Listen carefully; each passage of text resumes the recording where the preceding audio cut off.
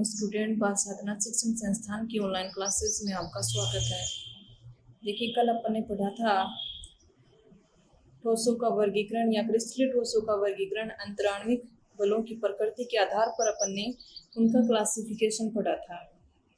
और उससे पहले मैंने आपसे एक क्वेश्चन पूछा था, यानी कुछ 6-7 एग्जाम्पल बताए थे मैंने। फिर उन एग्जाम्पलों में से आपको छांटना था क्रिस्टलीय ठोस कौन सा और अक्रिस्टलीय ठोस कौन सा है। तो बात करें अपन उन एग्जाम्पल की, तो मैं क्रिस्टलीय ठोस के और अक्रिस्टलीय ठोस के बता देती हूँ। यानी क्रिस्टलीय ठोस में पोटेशियम नाइट्रेट है, वो क्रिस्टलीय ठोस का एग्जाम्पल होगा। ये है क्रिस्टलाइन सॉलिड। पोटेशियम नाइट्रेट है, बेंजोइक एसिड है, नेप्थलीन है। यदि डायमंड है तो डायमंड भी इसी में आएगा। नेप्थलीन है, सीजियम ब्रोमाइड है, ग्रेफाइट है, डायमंड है। ये सारे किस में आएंगे? क्रिस्टलीय ठोस में आएंगे। Potassium nitrate, benzoic acid, naphthalene, caesium bromide और ग्रेफाइट। नॉन क्रिस्टलाइन जो सॉलिड है उसमें कौन कौन से आएंगे? तो जो बच गए, पॉलीवाइनिल क्लोराइड है, प्लास्टिक है, रबड़ है, रबड़ है, गम है, क्वार्ट्ज कांच है। ये किस में आएंगे? अक्रिस्टलीय ठोस के एग्जाम्पल में आएंगे। तो इनमें से जो एग्जाम्पल आपको दिए थे उनमें देख लेना कौन सा क्रिस्टलीय है और कौन सा अक्रिस्टलीय है। अब अपन ने बात की थी अंतराण्विक बलों के आधार पर ठोसों का वर्गीकरण पढ़ा था। यानी 4 प्रकार के ठोस: आणविक ठोस, आयनिक ठोस, धात्विक ठोस, सहसंयोजक ठोस। सहसंयोजक या उसका दूसरा नाम था आणविक ठोस। फिर अपन ने उनकी प्रॉपर्टी पढ़ी थी कि आणविक ठोस जो होते हैं उनमें अवयवी कण किस प्रकार के होते हैं, आयनिक में किस प्रकार के होते हैं, धात्विक में किस प्रकार के होते हैं, सहसंयोजक अथवा नेटवर्क ठोस में किस प्रकार के अवयवी कण होते हैं। इन चारों प्रकार के ठोस और उनके गुणों के प्रॉपर्टी की यदि अपन एक टेबल बनाए, मैंने बोला था आपको टेबल बनानी है रफ कॉपी में, इन चारों की प्रॉपर्टी पढ़ने के बाद में। तो यानी अध्रुवीय आणविक ठोस है, उसके 3 प्रकार। पहले ठोसों के प्रकार लिख लेना, फिर किसमें किस प्रकार का अवयवी कण है उसका आपको कॉलम बनाना है। फिर आपको किस प्रकार का आकर्षण बल या बंधन बल उसमें उपस्थित है, फिर उसकी प्रकृति किस प्रकार की है, मुलायम है या कठोर है, फिर वो विद्युत के प्रति चालक है या कुचालक है, विद्युत के प्रति चालकता का बना लेना, एक गलनांक का बना लेना, मेल्टिंग पॉइंट और बॉइलिंग पॉइंट का बना लेना। ये आपको कॉलम बनाने हैं। फिर उसमें अध्रुवीय, यानी सबसे पहले जो हो गया वो हो गया आणविक ठोस। आणविक ठोस के 3 प्रकार: अध्रुवीय आणविक ठोस, दूसरा है ध्रुवीय आणविक ठोस और तीसरा है हाइड्रोजन आबंधित आणविक ठोस। तीनों प्रकार के आणविक ठोस। यहाँ अवयवी कण लिखेंगे। इसमें अवयवी कण क्या होते हैं? अणु होते हैं। इसमें भी अवयवी कण अणु होते हैं। आणविक ठोस में अवयवी कण अणु होते हैं। इनके मध्य अध्रुवीय में किस प्रकार का बल? लंदन बल कार्यरत होता है। ध्रुवीय में द्विध्रुवाकर्षण बल कार्यरत होता है। हाइड्रोजन आबंधित में हाइड्रोजन बॉन्डिंग प्रेजेंट होती है, हाइड्रोजन बंधन प्रकार का आकर्षण बल उपस्थित होता है। प्रकृति जो होती है इसकी भी नरम होती है, इसकी भी नरम होती है, लेकिन इसकी अपेक्षा इसकी थोड़ी हार्ड होती है, इसकी अपेक्षा इसकी थोड़ी हार्ड होती है। विद्युत के प्रति क्या होते हैं? कुचालक होते हैं। मेल्टिंग पॉइंट के मान क्या होते हैं? नरम होने के कारण बॉइलिंग पॉइंट, मेल्टिंग पॉइंट के मान कम होते हैं। फिर एग्जाम्पल आ जाएंगे। अध्रुवीय आणविक ठोस के आपको एग्जाम्पल बताए थे। लास्ट वाला कॉलम किसका बना देना? एग्जाम्पल का बना देना। यानी PDF में मैं जो आपको पेज दूंगी उसमें ऊपर बिंदु लिख दूंगी और चारों की कैरेक्टरिस्टिक्स प्रॉपर्टी पहले लिख दूंगी। अलग अलग ये होती हैं, लेकिन अंतर की जो टेबल है वो आपको स्वयं को बनानी है, ठीक है, ताकि याद भी हो जाएगा और ध्यान भी रह जाएगा। क्योंकि चारों प्रकार के आणविक ठोस जो है वो कल वाले वीडियो में मैंने पूरे समझाए हैं आपको। तो टेबल आपको खुद को बनानी है कि किसकी क्या प्रॉपर्टी है, कौन सा कॉलम बनाना है। कॉलम बना के मैं उसको खाली छोड़ दूंगी। फिर आपको उसको फिलअप करना है उस टेबल को, ठीक है, तो फिर याद भी हो जाएगी। फिर दूसरा प्रकार लिखना है आयनिक ठोस। अवयवी कण क्या होते हैं? आयन होते हैं। किस प्रकार का आकर्षण बल? स्थिर वैद्युत आकर्षण बल उपस्थित होता है धनायन और ऋणायन के मध्य। प्रकृति कठोर होती है। ठोस अवस्था में विद्युत के कुचालक होते हैं, परंतु गलित अवस्था में क्या होते हैं? विद्युत के सुचालक होते हैं। जैसे सोडियम क्लोराइड का अपन ने एग्जाम्पल देखा था। गलनांक के मान क्या होते हैं? उच्च होते हैं। तीसरे प्रकार के ठोस क्या आ जाएंगे? धात्विक ठोस आ जाएंगे। धात्विक ठोस में धनायन के समुद्र में डूबे हुए यानी इलेक्ट्रॉन के समुद्र में डूबे हुए धनायन होते हैं। वे स्थानीकृत रूप से इलेक्ट्रॉन उपस्थित होते हैं। धात्विक प्रकार का बंध उपस्थित होता है। कठोर होते हैं, आघात वर्धनीय होते हैं, तन्यता पाई जाती है। ठोस अवस्था में क्या होते हैं? ठोस अवस्था है चाहे वो गलित अवस्था है, दोनों में यानी धातु है तो धातु की प्रॉपर्टी तो क्या होती है? मुक्त इलेक्ट्रॉन पाए जाते हैं, तो सुचालक ही होंगे। वो आयनिक ठोस में लिखेंगे कि ठोस अवस्था में कुचालक और गलित अवस्था में सुचालक। फिर इसके एग्जाम्पल लिख देंगे। कोई भी धातु है उसका एग्जाम्पल हो जाएगा, जो कि आपको कल खूब सारे एग्जाम्पल बताए थे, 3-4 एग्जाम्पल। सहसंयोजक आणविक ठोस में अवयवी कण परमाणु हो जाएंगे। किस प्रकार का आकर्षण बल या बंध उपस्थित होता है? सहसंयोजक बंध होता है। एग्जाम्पल है हीरा है, ग्रेफाइट है, सिलिकॉन कार्बाइड है, एल्यूमिनियम नाइट्राइड है, ये इसके एग्जाम्पल हो जाएंगे। लेकिन अपवाद इसमें क्या है? ग्रेफाइट है, जो कि क्योंकि सहसंयोजक ठोस जो होते हैं वो कठोर होते हैं, लेकिन ग्रेफाइट नरम होता है। सहसंयोजक ठोस विद्युत के कुचालक होते हैं, लेकिन ग्रेफाइट क्या होता है? चालक होता है, तो वो अपवाद साथ में लिख देंगे। बॉइलिंग पॉइंट के मान, मेल्टिंग पॉइंट के मान क्या होते हैं? उच्च होते हैं।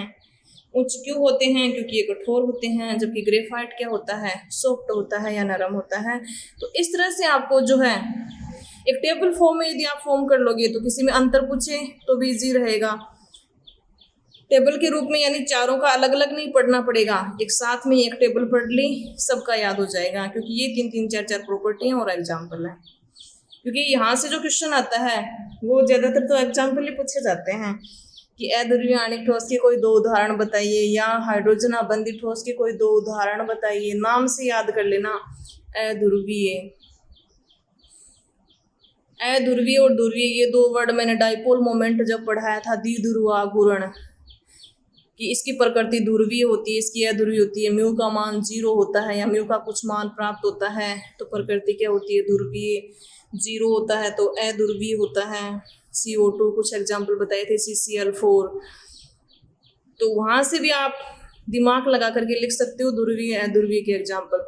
हाइड्रोजन आबंधित का आपको पता ही है, F1। क्लोरीन, ऑक्सीजन, नाइट्रोजन जहाँ भी हैं जिसमें भी वो हाइड्रोजन आबंधित हो जाएगा। आयनिक का पता ही है, सोडियम क्लोराइड, पोटेशियम क्लोराइड, जिसके मध्य आयनिक प्रकार का बंध है वो क्या हो जाएंगे?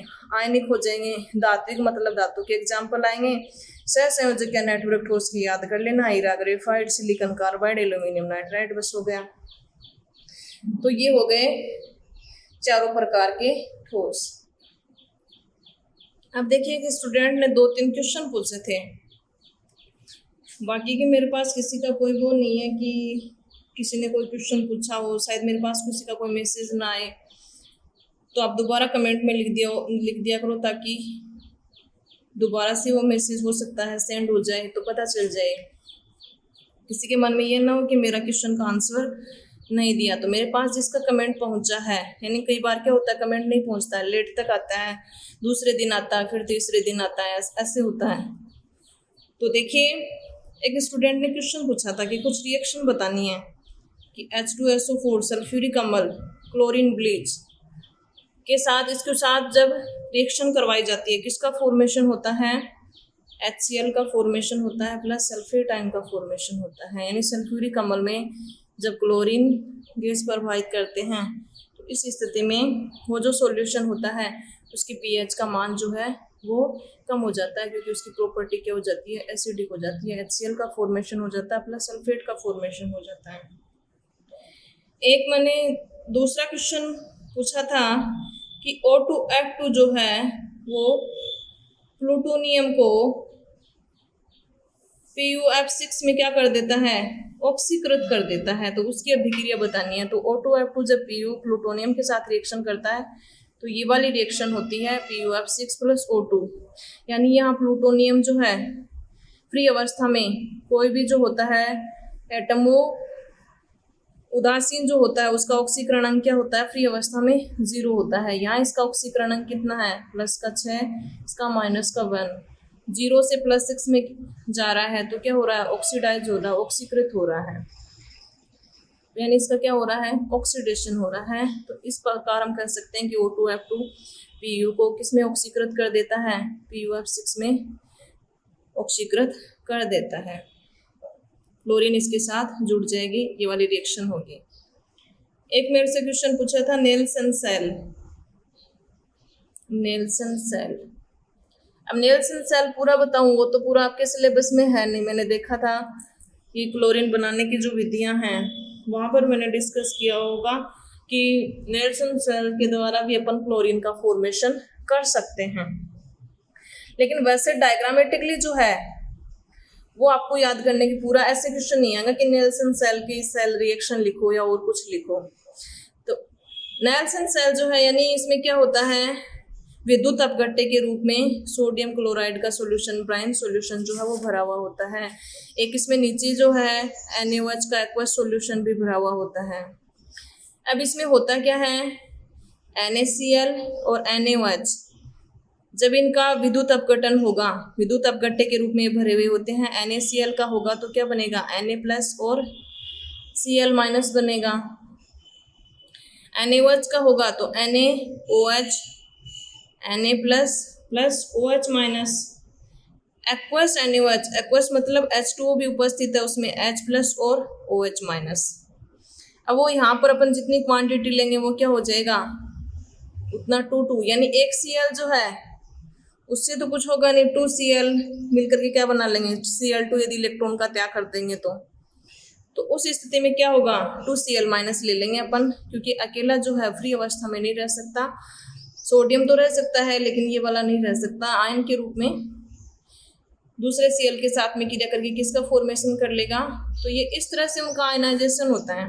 फिर क्या होता है सेल में, एनोड और कैथोड पर कौन कौन सी रिएक्शन होती हैं, तो एनोड पर देखिए कौन सी रिएक्शन होती हैं।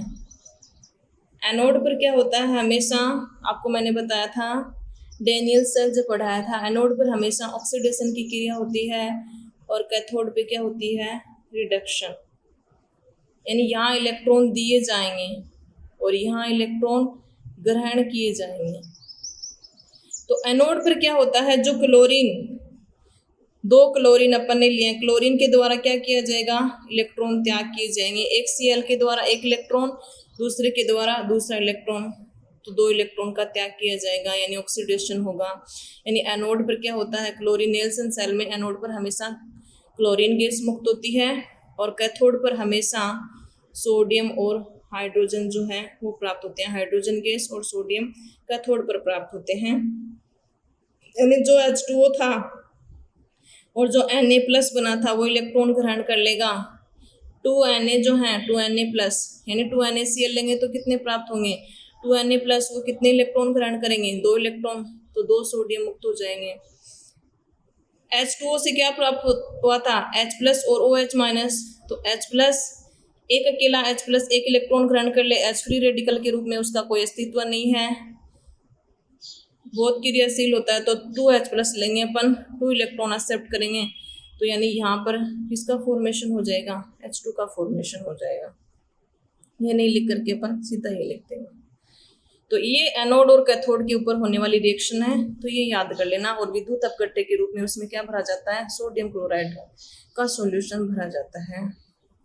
ये विद्युत अपघट्य के रूप में ब्राइन सॉल्यूशन सोडियम क्लोराइड का लिया जाता है और नीचे उसमें एक्वस सोडियम हाइड्रोक्साइड भी भरा हुआ होता है। तो पूरा सेल जो है वो तो वैसे नहीं है कि सेल का यदि वैसे दिया हुआ होता कि इस सेल को सेल अभिक्रिया समझाइए, सेल समझाइए, वो उसकी प्रिपरेशन मेथड में डाल दिया कि नेल्सन सेल के द्वारा भी अपन क्लोरीन का फॉर्मेशन कर सकते हैं। तो उसकी एनोड और कैथोड पर होने वाली अभिक्रियाएं जो है वो आप याद कर लेना कि एनोड पर हमेशा क्लोरीन गैस मुक्त होती है विद्युत अपघट्य के रूप में। ये इसका वियोजन होगा तो Na+ और Cl- दो ले लेंगे, क्योंकि अपन को Cl2 का फॉर्मेशन करता है, अकेला Cl का फॉर्मेशन नहीं।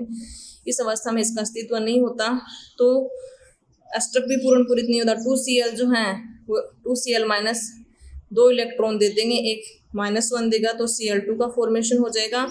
कैथोड पे क्या होगा, इलेक्ट्रॉन ग्रहण किए जाएंगे, जितने इलेक्ट्रॉन दिए गए हैं उस अवस्था में क्या होगा, सोडियम आयन जो है वो यदि रिएक्शन कर लेंगे तो कैथोड पर सोडियम मुक्त हो जाएगा और उस विलयन में क्या उपस्थित है, एक्वस जो सोडियम हाइड्रोक्साइड है तो उसमें क्या है H2OH+ और OH- आयन भी हैं। तो OH- के द्वारा क्या किए जाएंगे, इलेक्ट्रॉन दिए जाएंगे और H+ के द्वारा क्या किए जाएंगे, एक्सेप्ट किए जाएंगे। क्लोरीन के द्वारा दिए गए हैं, मान लीजिए उसने ये ग्रहण कर लिए, OH- के द्वारा जो दिए गए हैं वो H+ के द्वारा ग्रहण करके किसका फॉर्मेशन कर लिया जाएगा, H2 का। तो H2 और सोडियम जो है ये तो कहाँ मुक्त हो जाएंगे, एट कैथोड, और क्लोरीन कहाँ मुक्त हो जाएगी, एट एनोड। तो ये है उन क्वेश्चनों के आंसर, यानी कमेंट बॉक्स में भी लिख देती, लेकिन ये वाला जो है नेल्सन सेल वाला फिर इसका रह जाता, इतना नहीं समझाया जाता, केवल रिएक्शन से तो फिर वो रिएक्शन लिख के छोड़ देते हैं, फिर समझ में नहीं आता। ठीक है, तो फिर भी यदि आपके कोई डाउट हो तो कमेंट बॉक्स में लिख करके बता देना। अब आज अपन पढ़ेंगे क्रिस्टल जालक और एक कोष्टिका।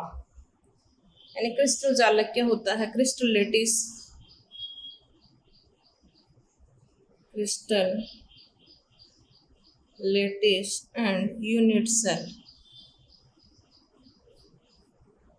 कई बार इनकी डेफिनेशन पूछ ली जाती है कि क्रिस्टल जालक क्या होता है और एक कोष्टिका क्या होती है।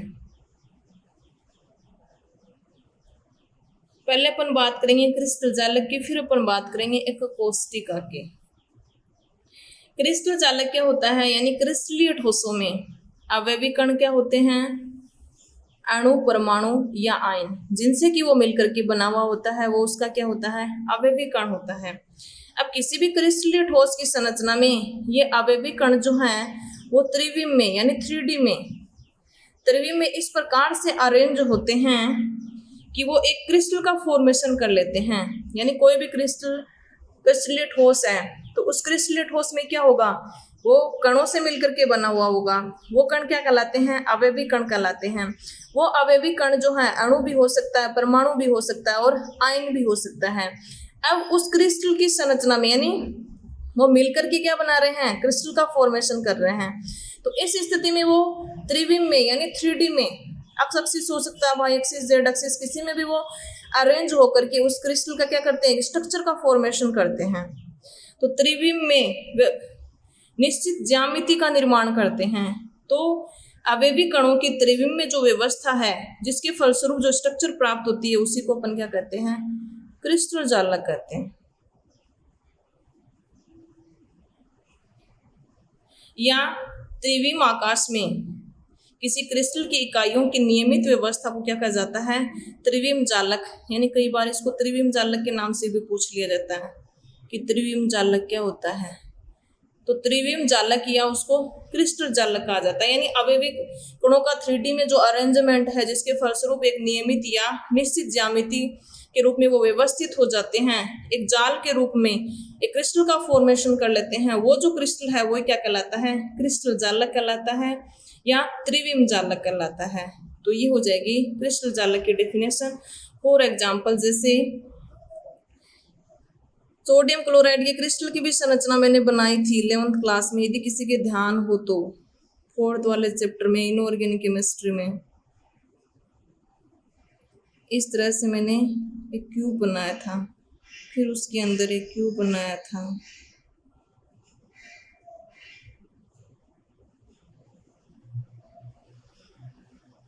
जैसे मैग्नीशियम क्लोराइड से किसी भी क्रिस्टल की स्ट्रक्चर ले लो, जितने कॉर्नर हैं उतने अपन क्या बना देंगे, डॉट डॉट बना देंगे।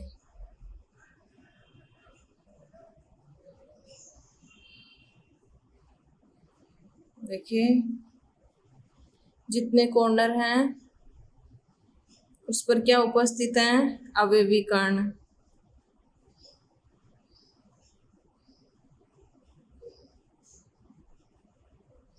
अब मैं एक बार तो डॉट डॉट से रिप्रेजेंट कर रही हूँ, ऐसे नहीं बता रही कि ये सोडियम है, क्लोराइड है, इसको अपन गहरे के द्वारा रिप्रेजेंट करेंगे इसको, वैसे वैसे क्रिस्टल की संरचना समझा रही हूँ।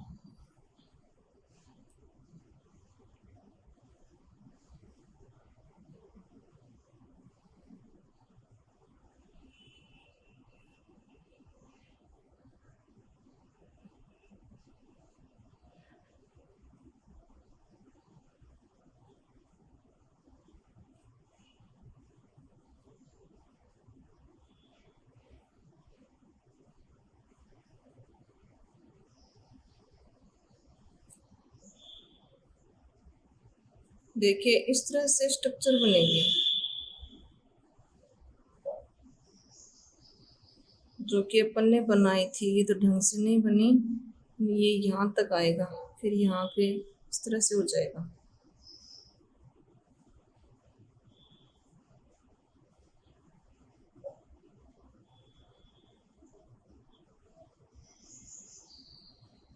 अब देखिए इसमें अपन और बना सकते हैं इस तरह से ये पटलिकाएं, फिर इसके नीचे और बड़ा सा क्रिस्टल की संरचना का फॉर्मेशन कर लेते हैं। यानी एक क्रिस्टल है जिसमें अवयवी कण जो है वो 3D में इस प्रकार से अरेंजमेंट है उनका, फिर अपन ने उनको एक लाइन के द्वारा जोड़ दिया गया, फिर किसका फॉर्मेशन हो गया, एक क्रिस्टल जालक या त्रिविम जालक का फॉर्मेशन हो जाता है।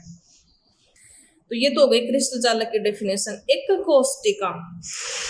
कोष्टिका मतलब, अब ये जो क्रिस्टल जालक है इसमें अपन ध्यान से देखेंगे तो अपन देखेंगे कि जैसे मैं गहरा जो कर रही हूँ उसको ध्यान से देखना।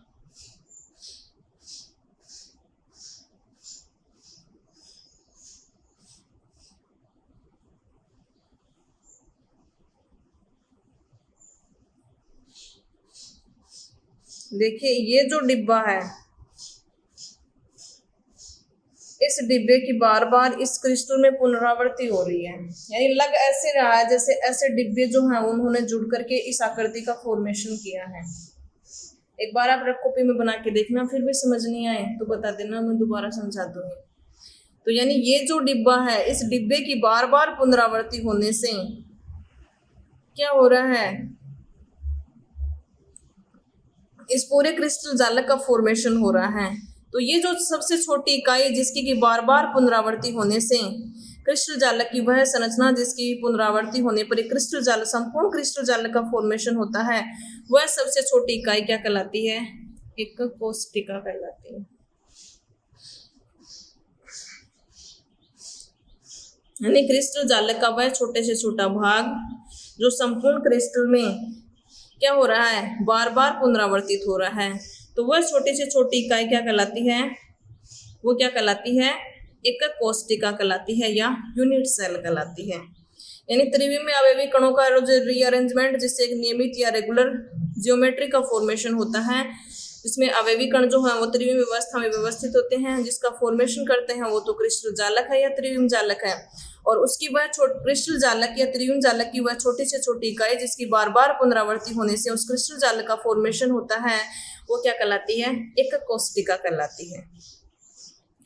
अब देखिए एक क्रिस्टल जालक जो है उसकी क्या क्या विशेषता होती हैं। एक क्रिस्टल जालक में अवयवी कण जो हैं उनको किसके द्वारा प्रदर्शित किया जाता है, डॉट डॉट या बिंदु के द्वारा रिप्रेजेंट किया जाता है। एक क्रिस्टल जालक में हमेशा अवयवी कण चाहे वो अणु, परमाणु, आयन कुछ भी हैं, उनको बिंदु के द्वारा अपन रिप्रेजेंट करते हैं, और इन बिंदुओं को कहा जाता है जालक बिंदु।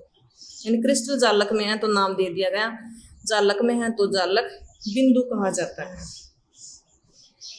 और प्रत्येक अवयवी कण यानी प्रत्येक अवयवी कण क्या करता है, एक जालक बिंदु को क्या करता है, रिप्रेजेंट करता है। और इन जालक बिंदुओं को यदि आपस में अपन जोड़ देते हैं तो उस स्थिति में किसका फॉर्मेशन हो जाता है, एक निश्चित ज्यामिति का फॉर्मेशन होता है, और वो ज्यामिति क्या कहलाती है, क्रिस्टल जालक कहलाती है। तो ये आपको क्रिस्टल जालक और उसके बारे में कोई स्ट्रक्चर बना करके इतना नॉलेज जो आपको रखना है। बिंदु, क्रिस्टल जालक बिंदु क्या होता है कि क्रिस्टल जालक में अवयवी कणों को बिंदुओं के द्वारा रिप्रेजेंट किया जाता है, उनको जालक बिंदु कहा जाता है। और इन जालक बिंदुओं को रेखा के द्वारा जोड़ करके एक नियमित आकृति का फॉर्मेशन किया जाता है, वो क्या कहलाता है, पूरा क्रिस्टल जालक कहलाता है।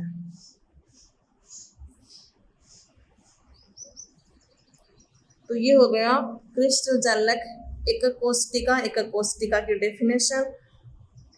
अब कल जो अपन पढ़ेंगे वो है एकक कोष्टिका के पैरामीटर, एकक कोष्टिका कितने प्रकार की होती है, उनमें अवयवी कणों की संख्या कैसे कैलकुलेट करते हैं।